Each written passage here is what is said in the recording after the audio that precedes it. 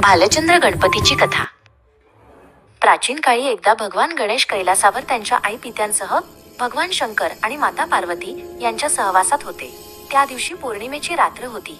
चंद्र आकाशात तेजाने झळकत होता. संपूर्ण आकाश निळसर प्रकाशाने उजळलेलं होतं. गणेश आपल्या लाडक्या मूषकावर आरूढ होऊन देवतांना दर्शन देण्यासाठी निघाले.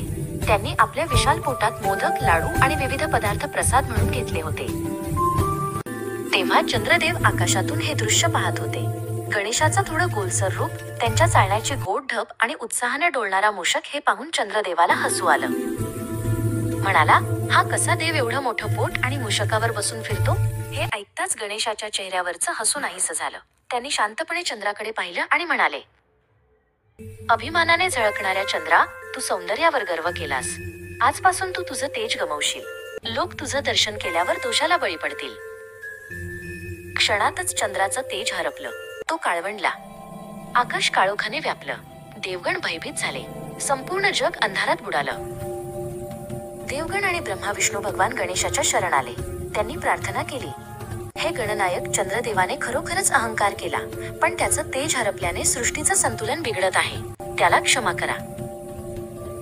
गणेश मृदू हसले आणि म्हणाले, ठीक आहे, मी त्याला क्षमा करतो, पण त्याने नेहमी नम्रतेने झळकावं. त्याचं तेज पूर्ण राहील, पण लोक पौर्णिमेला त्याचं दर्शन करताना माझं स्मरण करतील, म्हणजे चंद्रदोष होणार नाही.